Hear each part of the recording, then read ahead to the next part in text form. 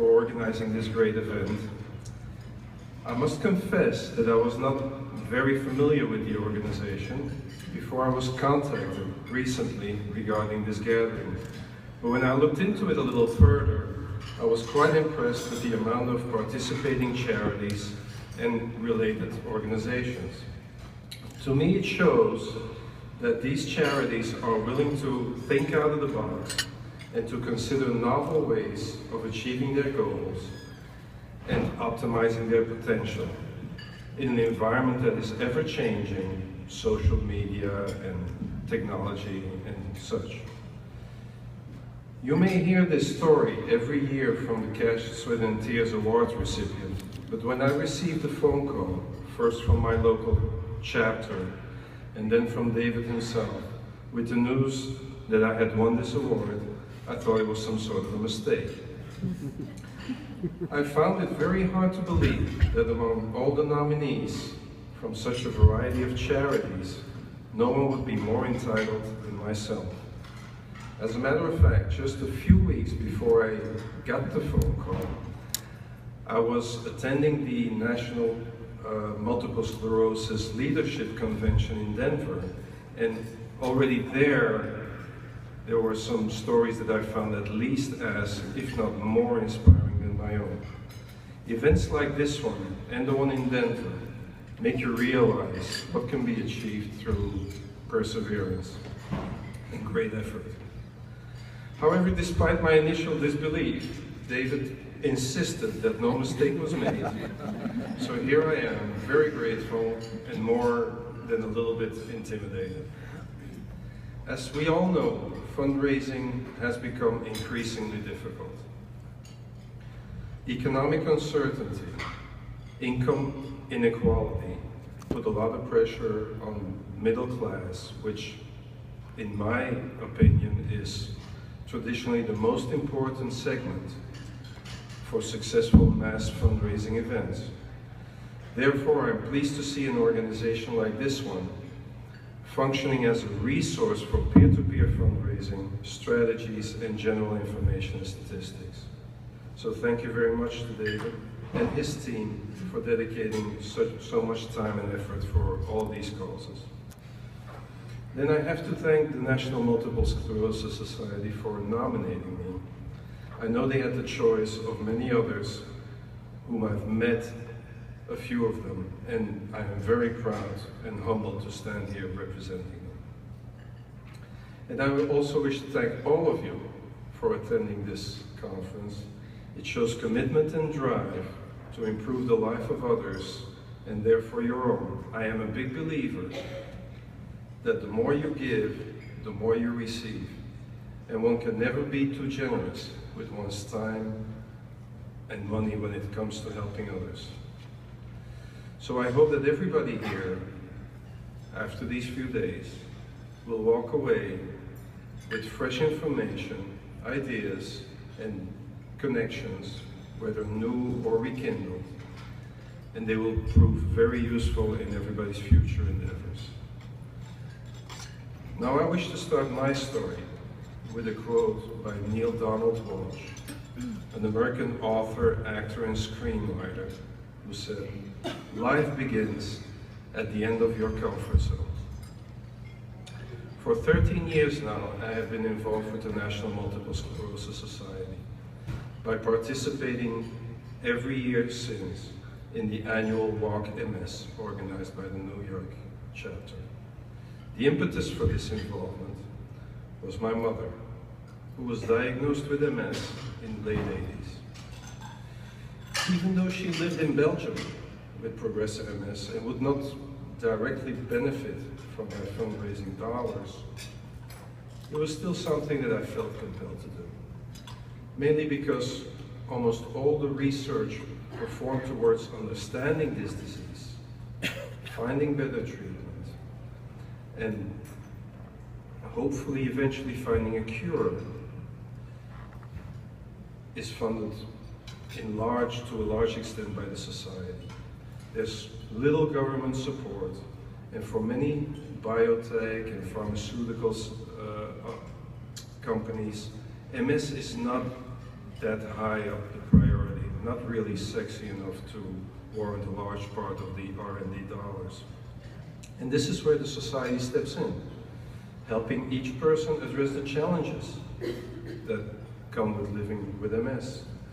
Funding cutting-edge research, driving change through advocacy, facilitating professional education, and providing programs and services that help people with MS and their family live their best lives. I'm sure for those of you here who are representing other smaller charities, you know exactly what I'm talking about. The first year I walked was 2002, and I raised $1,655.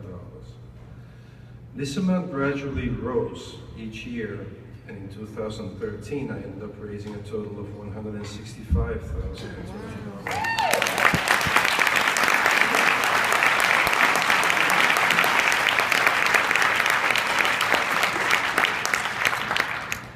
But 2013 was a special year. After a long and brave struggle, my mom passed away. She has remained an incredibly positive person throughout her life and was a great inspiration to all who were blessed to have known her. She lived far outside of her comfort zone, especially during those last 11 years after my dad unexpectedly passed away. However, she managed to handle every controversy and setback with grace and courage. Cars were adapted, elevators were installed in the home, as well as rails across the ceiling, which my kids particularly enjoyed and used as zip lines to fly across the home. So despite the fact that my plan was to retire from walking for the society, I decided to carry on to honor my mom. So last year, she passed away in February, the walk was in April, and I received extra support from my benefactors. And in late July, the MS Society mentioned to me that they could secure me a spot in the New York City Marathon. Now, those who know me know that I'm not an athlete by any stretch of the imagination. And even though I've pursued many interests in my life, none of them have ever involved strenuous physical exercise. When I said I'm not a runner, they said, you will be when you're done. So, 15 weeks before the marathon, I went out and bought a pair of running shoes. I learned a valuable lesson. Do not buy your size. Buy a size larger. Actually, one of the signs along the marathon says, toenails are for wimps.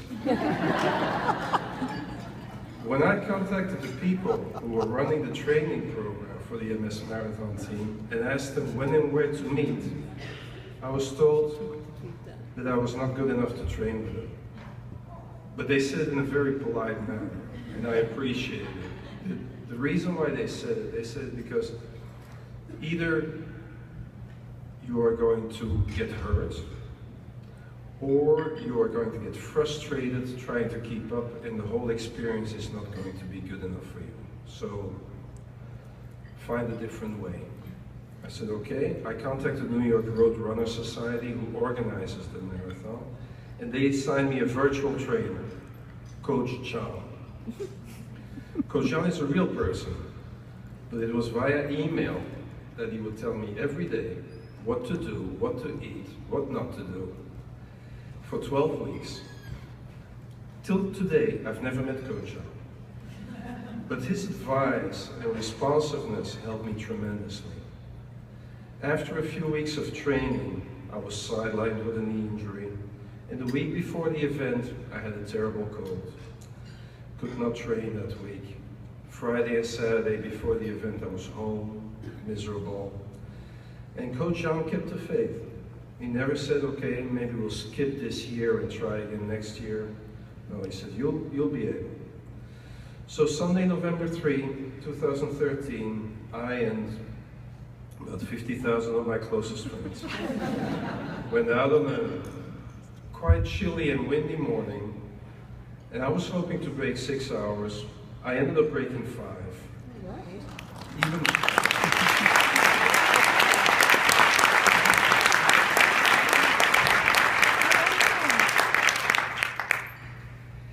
And even though I was already pretty miserable after 2 miles, I could not allow myself to quit.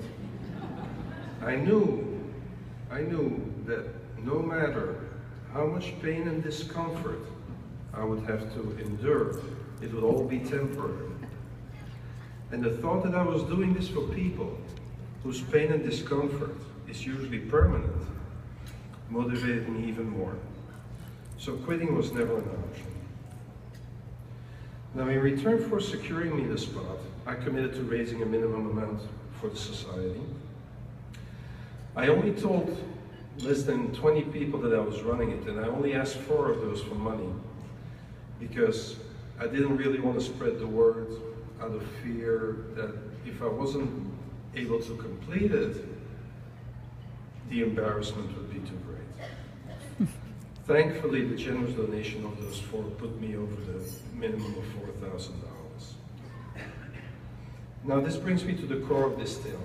Over the years, as my key contributors continued to step up, it could have been easy to lower the efforts. I could have said, you know, if you're already raising so much, why go the extra mile? Why make the extra effort? What's another $100,000? What's another $100 if you already have $165,000? Now this is wrong. Every dollar counts. We cannot, we should not, we cannot let ourselves rest comfortably while so many continue to suffer. So with this surprising edition of the New York City Marathon, my fundraising total for the Multiple Sclerosis Society now stands at $691,000.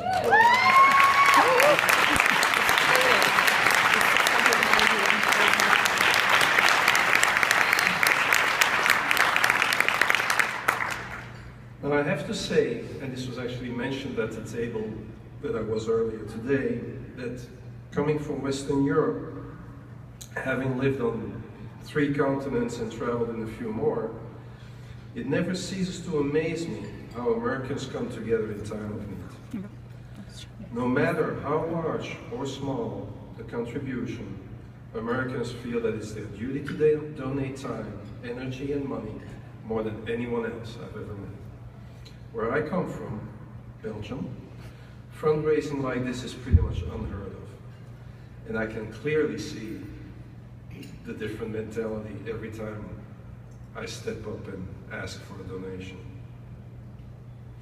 Now at this time, I specifically want to thank Gregory and Regina Weingarten from the Annenberg Foundation, who unfortunately could not be with us tonight, but for their tremendous support over the years, and without whom none of this would have been possible. I also thank my wife Cécile and our 2 children, Vincent and Charlotte, who have supported me along the way, walked with me all over New York, and endured my absence and occasional foul mood during the marathon training. So as I said, 2013 was a special year. Now thankfully, I do not have another member in the family battling MS. However, over the years, I have met wonderful, wonderful and inspiring people who have managed to live with this disease in an incredibly productive manner for themselves and the people around them. So I will be back. Maybe not running another marathon, but making every effort to continue the fight. Now, receiving this award is a great honor, and it will motivate me for many years to come. It means a lot to me to figure amongst past and future recipients of this award, who undoubtedly will share great, great achievements and inspiring stories. Thank you very much again, all of you, for being here and listening to me. And I hope that all of you will return home ready to carry on the good work for the cause that is most dear to you. So go the extra mile, because don't forget, staying within your comfort zone It's like giving up on life. And don't forget for whom you're doing it for, because that person has a whole different comfort zone as your own.